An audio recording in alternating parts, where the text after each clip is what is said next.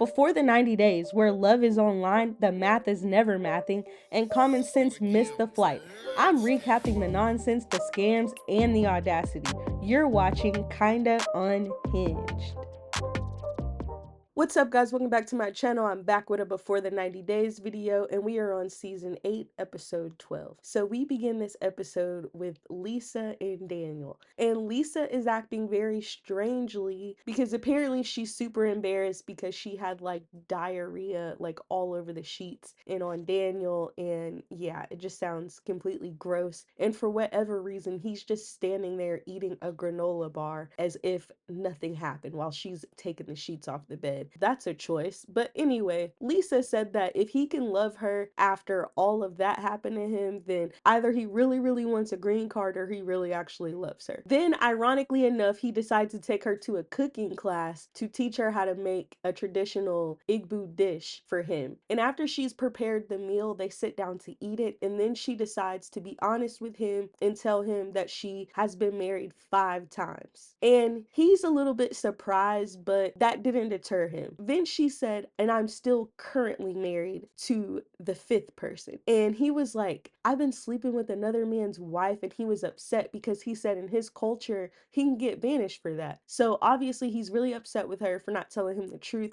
And he's like, you called me a scammer, but you're the one that's really a scammer. And she's like, no, it's not like that. We've been separated for 9 years. They ran off to go be with another woman, and I didn't know where they were so that I could file the divorce papers. And now I've just recently found them and I've signed the papers. The divorce just isn't final yet. And he's like, I had my friends and my uncle meet you. We went to the king to get a blessing, and you've been lying the entire time. And she gives him his ring back and says that she'll leave. So then we pick back up with Forrest where we left off, where his mom is grilling him about his decision to propose to Sheena. And she's just going in on him. And he's trying to explain to her why he believes Sheena, and his mom is like, well, what happened to you making her prove herself? You're just falling for anything that she tells you. I bet you'd stick around if she was messing around with another man, wouldn't you? And he was just looking at her. She's like, oh, you can't even answer that. And he's like, because you're being ridiculous and you're being disrespectful. I'm not gonna dignify that with a response. And then Sheena tries to defend herself, and Molly doesn't even let her get any words out. She immediately shuts her down and calls her a pathological liar. And then Forrest says that he's disappointed with the way that his mom has acted, and he gave her an ultimatum. Either you're gonna accept this proposal and be in our lives, or you're not. And of course, she didn't like that at all, him giving her some ultimatum.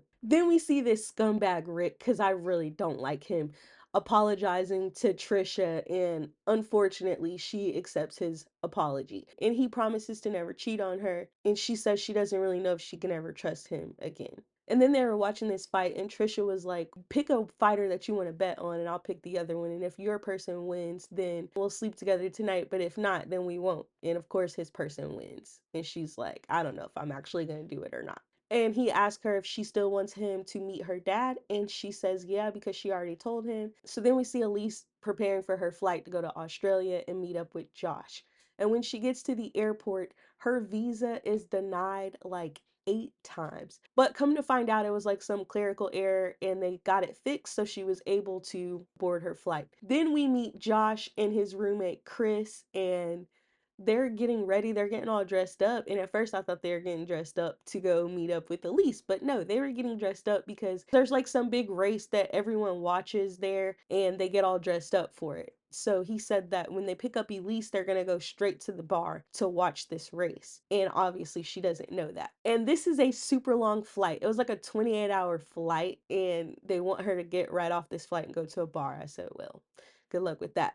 But when she finally arrives and meets Josh for the first time and he tells her that, she's a little bit taken aback, but she's a trooper and she's like, all right, you guys help me pick out an outfit to wear. They pull out her clothes right in the middle of the airport. She finds an outfit, she changes, and they head to the bar. And I was like, you know what? That's cool that she just went with the flow. I like that. I just wish that Josh wasn't like a walking red flag, because not only does he have to live with a roommate, but he let us know that he wasn't actually living with his parents. He was living with like his girl best friend for 3 months. And he's like on a final warning at work because he took out one of their boats and crashed it into some rocks. But I guess we'll see what happens with these two. It'll be interesting. So then Aviva tells Stig that she's gonna go meet up with her Aunt Spring to see these messages that this girl sent. and Stig said that he doesn't have a good feeling about it. So when she goes and meets up with her aunt, Corinth also comes, and Aviva looks at the picture and the text messages, and then she asks Corinth, does she know when the last time that her friend saw Stig? So Corinth calls her friend, and she was like, I just saw him last month, then we slept together. And then she asked if they still talk, and she said, yeah, they still talk, and apparently they have a trip planned for the end of the month, which is right after Aviva's gonna be leaving. So obviously this upsets Aviva, but later on that night they meet up with Stig and his dad, and this is her first time meeting his dad, and her aunt is also there. And of course it's awkward because Aviva has been with her aunt all day and Stig knows what they're talking about, so he informed his dad before they came. But when they all met up, Aviva tells his dad what happened, and then his dad asks Stig if it's true, and Stig says no. And then he defends Stig, even though he said in his confessional that he never saw Stig settle down before